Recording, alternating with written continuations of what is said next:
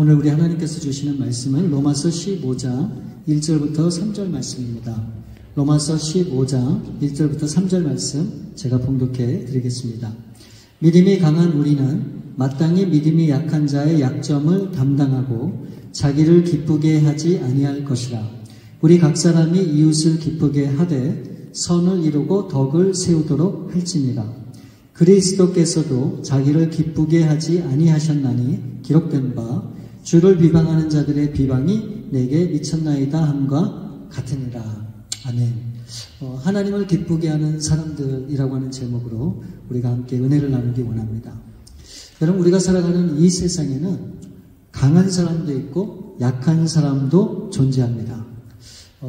그래서 부한 사람이 있는 반면 가난한 사람들도 있고 많이 배운 사람들이 있는 반면 또 그렇지 못한 사람들이 분명히 있다라고 하는 것이죠.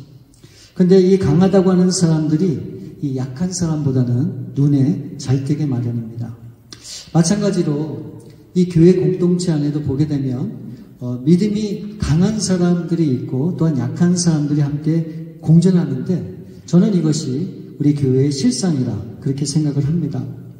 어쩌면 우리들이 정말 바라고 꿈꾸고 원하는 그런 교회의 모습은 교회에 강한 믿음을 가진 사람들로 이루어진 그런 공동체를 우리가 원하기도 하는데 이 교회는 분명히 약한 사람들도 있다라고 하는 거예요.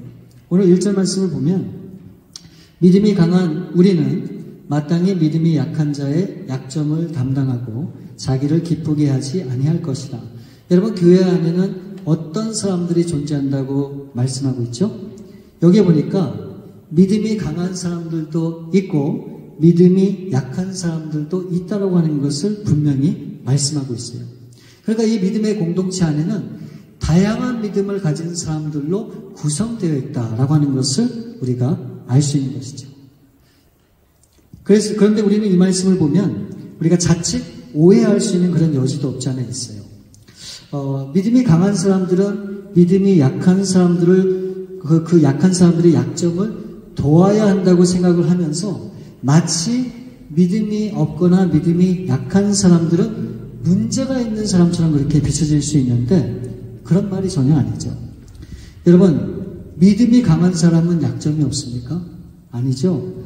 믿음이 강하던 강하지 않던 약점 없는 사람은 이 세상에 단 한 사람도 없다라고 하는 겁니다. 그러니까 오늘 본문을 잘못 이해하면 믿음이 강한 사람은 전혀 문제가 없는 것이고 이 믿음이 약한 사람에게만 문제가 있는 것처럼 비춰질 수 있는데 우리는 이 말씀을 그렇게 해석하면 절대로 안 되는 겁니다. 그렇다면 여기서 말하는 믿음이 강한 자가 믿음이 약한 자를 도와야 된다라고 하는 말씀은 무슨 말일까? 바로 그것은 역할이 있다고 하는 것을 우리에게 말씀해 주시는 거예요. 역할이 있다. 여러분, 한국의 어떤 유명한 목사님이, 이름이 있으신 목사님이 늘 그런 주장을 하셨었어요. 공부해서 남주자, 돈 벌어서 남주자. 굉장히 근사한 얘기죠. 마치 인생은 남을 위해서 살아야 되는 것처럼 우리가 그렇게 생각을 하게 만드는 말씀입니다. 근데 만일 그렇게만 정말 살 수 있다면 그 삶이 얼마나 보람되고 가치가 있을까라고 하는 생각이 들기도 하지만 만일 나의 모든 인생을 타인을 위해서, 다른 사람들을 위해서만 산다 그러면 과연 내 인생에 남은 것은 뭐가 있겠습니까? 힘들게 고생하고 정말 수도 없이 노력해서 얻은 그런 것들을 고스란히 남에게만 준다면 그럼 거의 인생이 결국 헛고생한 것이 아닐까 하고 우리가 그렇게 생각할 수도 있다는 것이죠. 그러면 여러분, 정말 그 인생은 헛수고한 인생일까요? 전혀 아니겠죠. 여러분, 진짜 문제는 뭔지 아십니까? 내 것을 내 것이라고 생각하는 데에 문제가 있는 거예요. 여러분, 사람들은 너무나 이기적이잖아요. 그래서 내 것과 너 것을 아주 분명하게 구분을 합니다. 그래서 우리는 내 것에서는 너무너무 관심이 많아요. 그런데 너의 것에 대해서, 다른 사람의 것에 대해서는 다른 사람이 어떻게 살든 어떤 일을 겪든 나하고는 상관이 없어요. 그래서 그렇게 관여하지 않는 그런 모습도 우리가 종종 우리 스스로 발견하게 됩니다. 우리가 왜 복음을 전해야 되는지 그 이유를 분명하게 모르는 그런 분들도 계세요. 나만 구원받으면 됐지. 나만 행복하고 내 가정만 잘 되면 됐지. 그게 다른 사람까지 내가 신경 써야 될 일이 뭐가 있느냐라고 그렇게 생각하시는 분들도 분명히 있기도 합니다.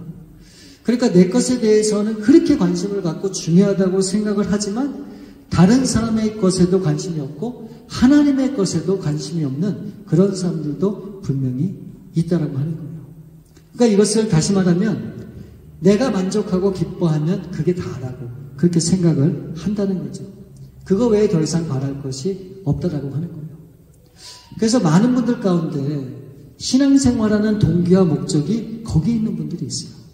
내 가족이 잘 되기 위해서 내가 하나님 앞에 더 기도하고, 내가 더 잘 살기 위해서 하나님 앞에 더 열심으로 내 삶을 드리고, 내가 더 행복한 그런 삶을 꿈꾸고 살아가기 위해서 결국 하나님이 원하는 일들을 한다라고 하는 그런 분들도 분명히 있습니다. 그런데 오늘 본문 1절을 다시 보시면 믿음이 강한 자가 어떤 사람인지를 우리 가운데 분명히 말씀해 주고 있어요. 1절을 다시 보시면 믿음이 강한 우리는 마땅히 믿음이 약한 자의 약점을 담당하고 자기를 기쁘게 하지 아니할 것이라. 이 말씀해 보니까 믿음이 강한 사람이 어떤 사람이라고 얘기합니까? 자기를 기쁘게 하지 않는 사람이 믿음이 강한 사람이에요. 그러니까 자기 만족과 자기 기쁨에 도취돼서 그렇게 살아가는 그런 사람이 아니라고 말씀하고 있는 겁니다. 여러분, 우리 생각에는 믿음이 강하다, 믿음이 강한 사람이다 라고 하면 어떤 생각을 합니까? 교회 열심이고 기도 생활 잘하고 항상 순종적이고 적극적이고 어떤 어려움이나 어떤 환경을 만나도 정말 이 믿음으로 이겨내고 극복하는 그런 사람들이 우리는 믿음이 강한 사람이라 우리는 그렇게 이해를 할 때가 참 많죠. 정말 그런 분들은 이 신앙에 대해서 쫓아갈 분들이 없어요. 너무너무 열심인 거예요. 근데 이 열심이 과연 누구를 위한 열심인가를 보게 되면 많은 때 이 열심이 자기를 위한 열심이 있을 때가 참 많다는 거예요. 제가 아주 오래전에 이제 그 새벽 예배를 이제 며칠을 인도를 하거든요. 그러면 이제 말씀 증거하고 이제 예배가 이제 끝나면은 각자 이제 기도하는 시간이 있잖아요. 그럼 이제 각자 이제 불을 끄고 기도하게 되는데 꼭 마지막까지 남아서 기도하는 한 분이 계셨어요. 그분은 절대로 저보다 먼저 가시는 적이 없었어요. 그러니까 저도 하다가 이제 시간이 돼서 가도 그분은 항상 마지막까지 계셨던 거예요. 나중에 알게 된 사실이지만 그분의 자랑이 뭐였는지 아십니까? 나는 목회자보다 더 많이 기도한다는 거예요. 여러분, 참 안타까운 일이라고 이렇게 생각이 됩니다. 여러분, 신앙이라고 하는 것은 자기 만족을 위해서 하는 것이 아니잖아요.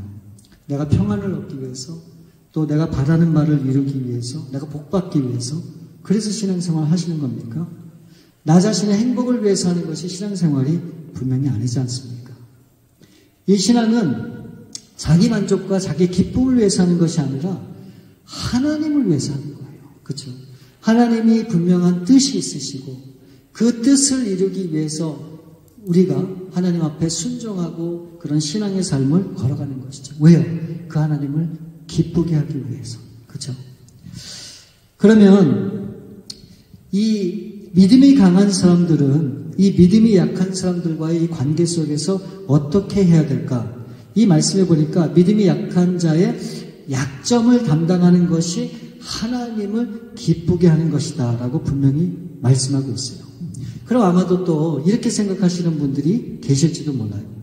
그러면 성도들의 약점이 무엇인지를 다 파악하고 그 약점을 보완해주고 그 약점을 덮어주는 것이 믿음 강한 사람들이 해야 되는 역할이겠구나 라고 그렇게 생각을 할 수도 있는데, 여러분, 약점을 담당해 준다라고 하는 것이 무슨 의미인지 오늘 2절 말씀에서 분명히 우리 가운데 알려주십니다. 2절을 보시면 우리 각 사람이 이웃을 기쁘게 하되 선을 이루고 덕을 세우도록 할지니라. 여러분, 약점을 담당한다고 하는 것은 무엇인가? 1절에서 그렇게 말씀하시고 2절에서 그것이 무엇인지를 설명하는데 이렇게 얘기하는 거예요. 그 믿음이 약한 자들을 기쁘게 하는 것이 그 약점을 담당하는 거라고 얘기하고 있어요. 사랑하는 여러분, 약점이라는 게 뭡니까? 약점이라고 하는 것은 부서지기 쉬운 거예요. 다른 건 몰라도 그 내가 정말 부서지기 쉬운 그것을 잘못 건드리면 한순간에 다 무너져 버리는 바로 그것이 약점이라고 하는 것이죠. 근데 의외로 이 믿음이 약한 사람들이 이 교회에서 어떻게 합니까? 상처를 받고 아픔 가운데서 교회를 등지고 교회를 떠나는 일들이 얼마나 많은지 몰라요. 만약 그렇게 되면 결국 다시 교회로 신앙으로 돌아온다고 하는 것이 참 쉽지 않다라고 그렇게 우리가 볼 수 있는 겁니다. 따라서 오늘 말씀은 어떤 권면을 하고 있는 것인가? 약한 자들을 기쁘게 해야 된다는 거예요. 근데 좀 더 구체적으로 설명을 하죠. 어떻게 한다고 말씀하십니까? 선을 이루고 덕을 세워야 한다는 거예요. 이 믿음이 약한 사람들을 기쁘게 해야 되는데 기쁘게 하는 방법이 선을 이루고 덕을 세워야 한다라고 하는 것을 말씀하고 있죠. 그럼 이게 무슨 말인가? 여러분, 선이라고 하는 것은 헬라어로 아가도스라고 하는 말이에요. 이것은 사람의 어떤 선행을 얘기하는 것이 아니라 하나님의 선을 얘기하는 거예요. 여러분, 하나님의 선이라는 게 뭡니까? 그게 하나님의 진리죠. 그 진리가 뭡니까? 그게 하나님의 복음이죠. 그러니까 이 복음으로 이 약한 자들을 이끄는 것이 바로 이들을 돕는 거라고 하는 거예요. 그리고 또 덕은 뭡니까? 이 헬라어에 오이코데네라고 하는 말을 사용했습니다. 이것은 건설하다, 건축하다라고 하는 그런 의미가 있어요. 그러니까 하나님의 사랑을 가지고 어떻게 해요? 그 사람을 세우고 또 만들어가기 위해서 이 건축하고 건설하는 것.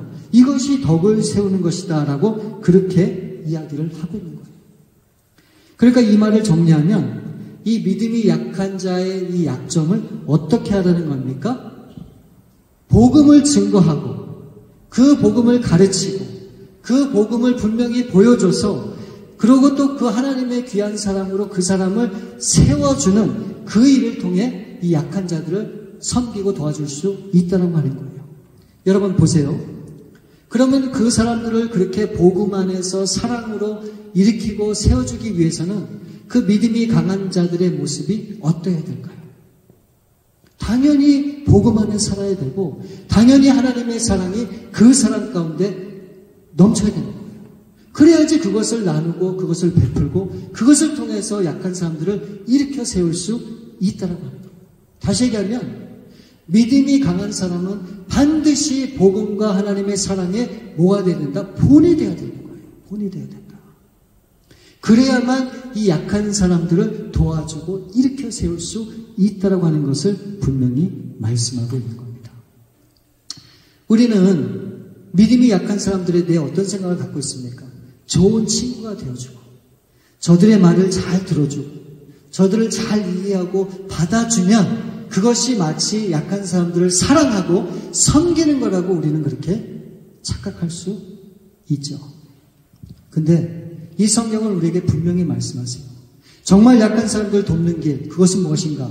더 이상의 헤매고 방황하고 쉽게 넘어지는 그런 인생이 아니라 복음으로 믿음 안에 확실히 설 수 있도록 그들을 도와주는 거예요. 그리고 그 복음 안에서 그 사랑을 실천해 가는 거예요. 이것이 약한 사람들을 돕는 가장 중요한 방법이라고 오늘 말씀을 통해서 분명히 얘기해 주고 있어요. 그러니까 여러분, 우리는 그냥 좋은 게 좋은 것이 아니에요. 우리는 분명히 하나님이 주신 이 복음으로 거듭나고 새로운 삶을 사는 사람들 아닙니까? 그럼 그것을 깨닫고 그것을 아는 사람들이 어떻게 될까요? 그냥 믿음이 없는 사람들을 판단하고 왜 저럴까? 왜 그렇게 살 수밖에 없어? 이렇게 하는 것이 아니라 복음을 확실히 증거해야 되는 거예요. 전해줘야 되는 거예요. 그래야지 그 연약했던 사람들이 복음을 통해서 믿음이 강한 사람처럼 바뀔 거 아닙니까? 이게 목사만 하는 것이 아니라 여러분 한 분 한 분이 정말 그리스도 안에서 거듭나고 이 복음을 안다면 우리가 그 복음으로 우리가 그 분들을 일으켜 세워야 되는 거예요. 바로 이것이 교회 공동체 안에서 하나님이 정말로 기뻐하는 일이라고 하는 것을 우리에게 보여주는 거예요. 네. 그리고 사도 바울은 오늘 본문에서 그래서 한 예를 들어요. 바로 그분이 우리 예수님이세요. 3절을 보시면 그리스도께서도 자기를 기쁘게 하지 아니하셨나니 기록된 바 주를 비방하는 자들의 비방이 내게 미쳤나이다 함과 같으니라. 여러분, 예수님은 이 땅에 계실 때 분명한 한 가지 원칙을 갖고 공생애를 사셨음을 우리가 분명히 알 수 있죠. 그게 뭡니까? 예수님은 이 말씀에 보니까 자신을 기쁘게 하지 않으셨다고 말씀하세요.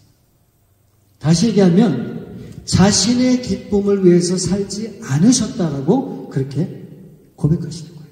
말씀하는 거예요. 여러분, 예수님은 누굽니까? 하나님의 아들이세요. 예수님이 못하실 수 있는 것들이 있을까요? 아니에요. 예수님은 뭐든지 하실 수 있는 분이세요. 원하는 것은 뭐든지 이루실 수 있는 그런 분이셨단 말이죠. 그런데 예수님이 이 땅에 3년 반 동안 공생애를 사시면서 단 한 번도 하지 않은 게 있으세요. 그게 뭔지 아십니까? 예수님은 당신의 기쁨과 영광을 위해서 살지 않았어요. 단 한 번도. 예수님이 이 땅에 오신 것은 뭐라고 말씀하십니까? 영광을 받기 위해서 오셨다고 그렇게 가르쳤나요? 아니에요. 영광이 아니라 오히려 낮아질 대로 낮아져서 사람들을 섬기고 사랑하고 그 못난 사람들을 일으켜 세워주는 그 일을 하시기 위해 오셨다고 예수님이 분명히 말씀을 하셨죠. 그렇기 때문에 예수님은 자신의 생각이 중요한 게 아니었어요. 자신이 바라는 어떤 원하는 바가 중요한 것들이 아니었었어요. 예수님이 그 관심은 어디에 있습니까? 늘 하나님 앞에 고정되어 있었어요. 하나님이 무엇을 기뻐하는지에 초점을 맞추고 계셨어요. 저는 이것이 신앙이라고 봐요.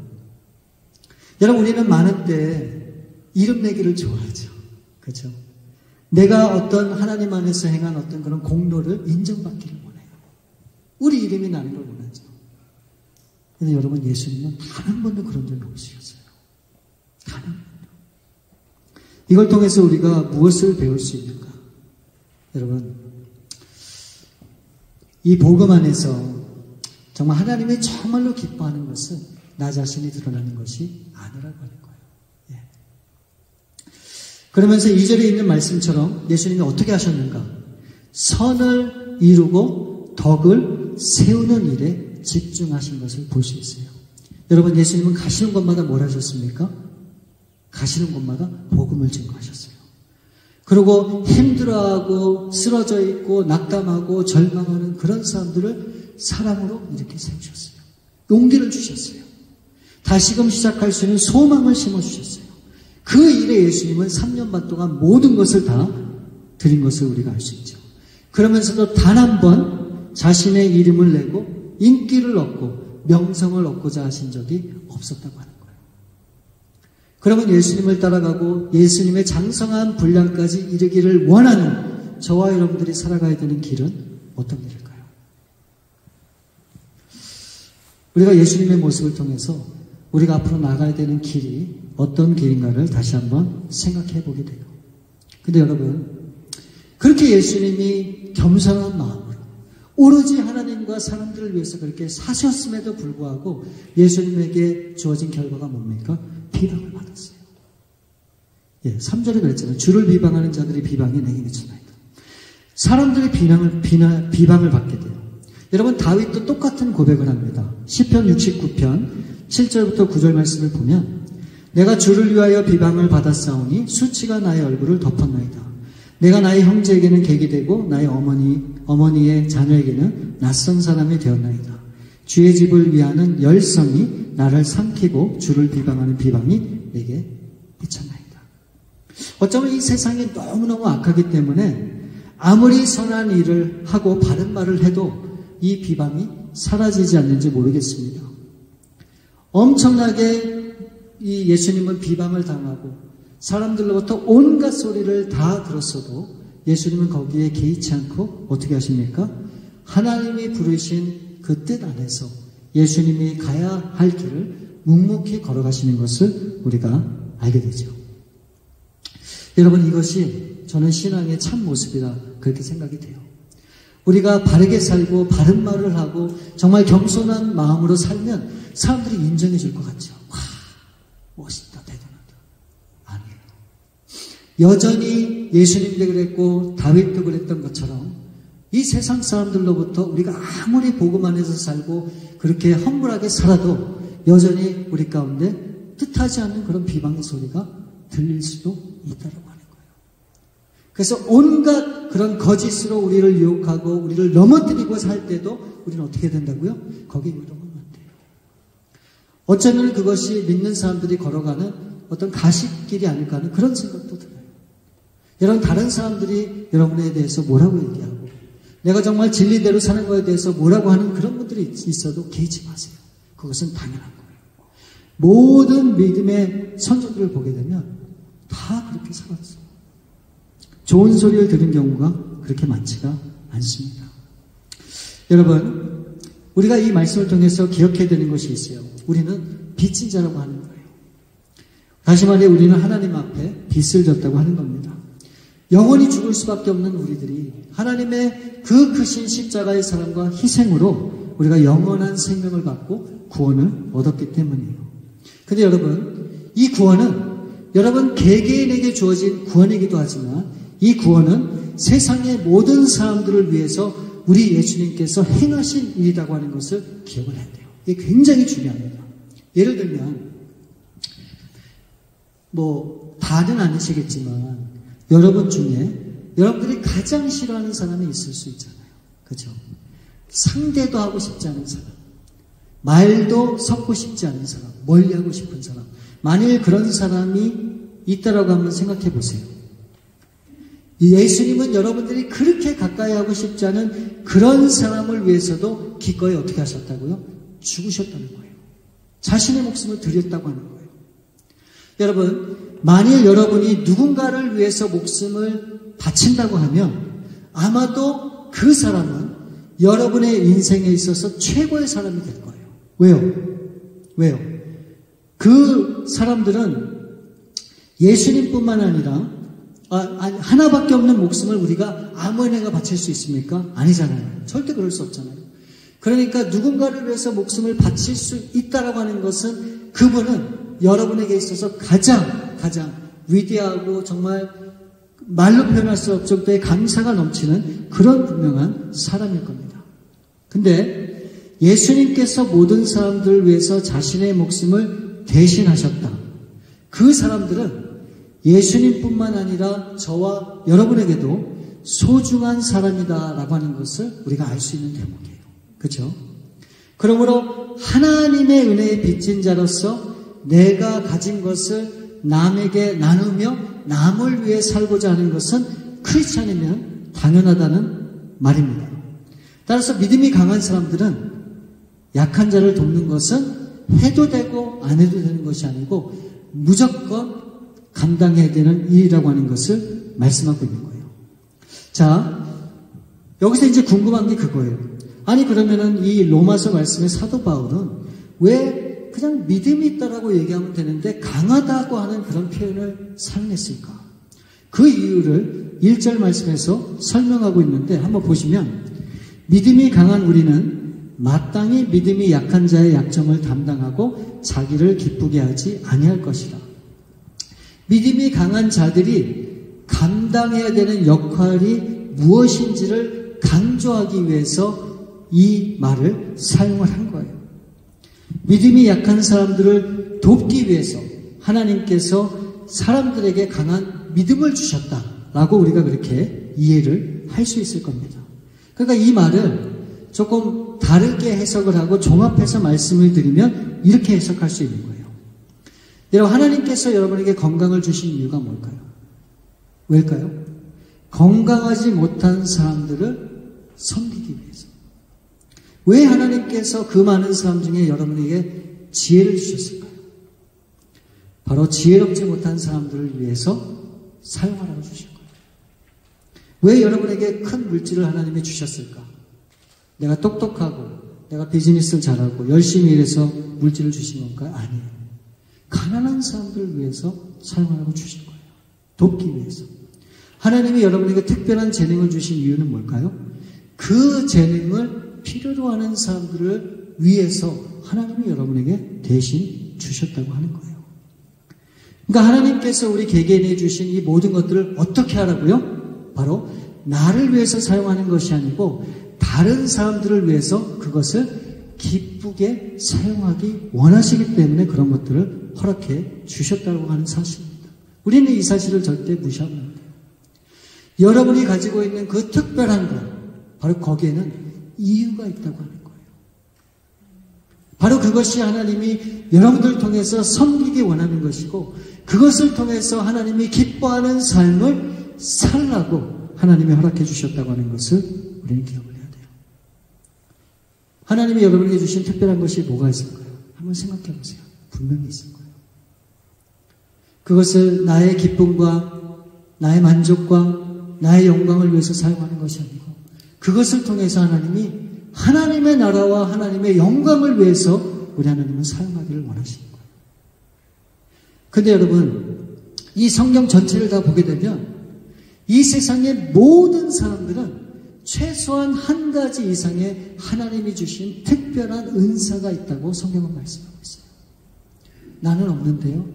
나는 뭐 그런 게 아무것도 찾을 수 없는데요? 아니에요. 분명히 있다고 하는 거예요.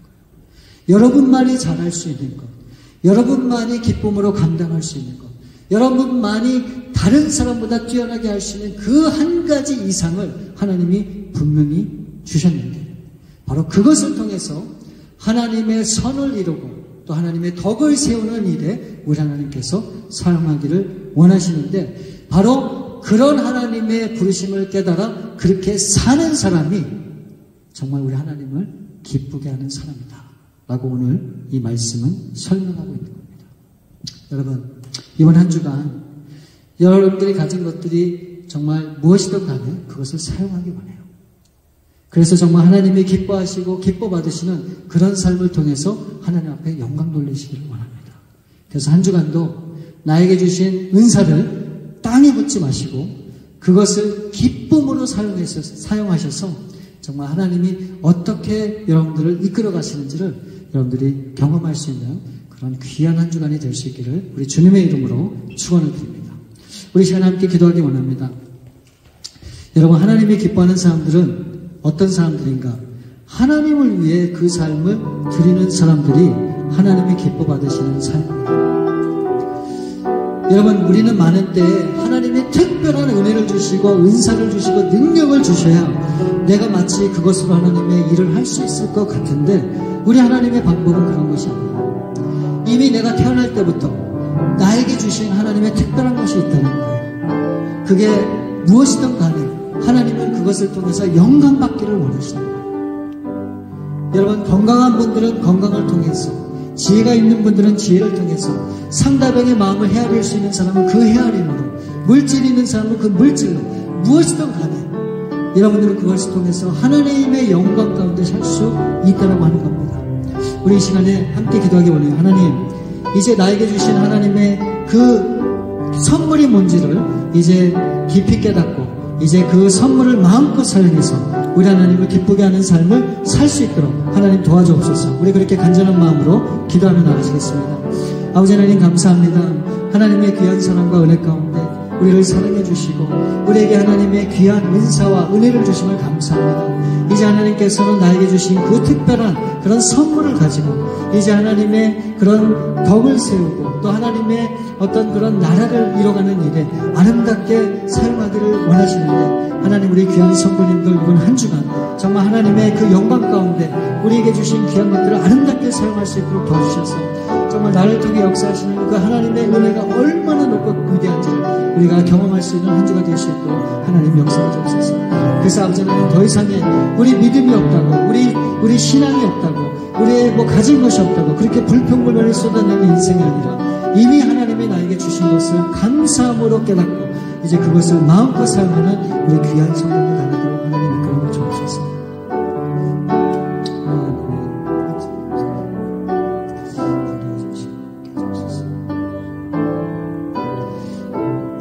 우리 참으로 좋으신 아버지 하나님 감사합니다.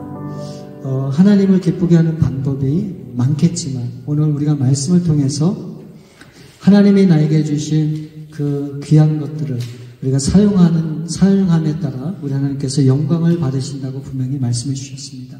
하나님, 정말 나에게 주신 것을 감사히 알고 나에게 허락하신 것을 기쁨으로 받고 이제 하나님의 영광과 하나님의 나라를 위해서 아름답게 살아가는 우리 귀한 성령들 다 될 수 있도록 하나님 함께해 주셨길 원합니다. 그래서 이제 나에게 없음을 불평하지 않고 나에게 있는 것으로 만족하고 그것을 통해서 우리 하나님 앞에 쓰임받는 그런 귀한 인생을 살아가는 우리 성도님들 다 될 수 있기를 원하오니 이번 한 주간도 그냥 아무 생각 없이 살아가는 그런 인생이 아니라 정말 나에게 주신 값진 것을 생각해보고 또 그것을 깨달아 이제 그것을 마음껏 사용하는 그런 귀한 한 주간이 될 수 있도록 하나님 역사해 주시옵소서. 모든 것을 우리 하나님 앞에 감사함을 드렸고 우리 거룩하신 주 예수 그리스도의 이름으로 감사하며 기도드립니다. 아멘.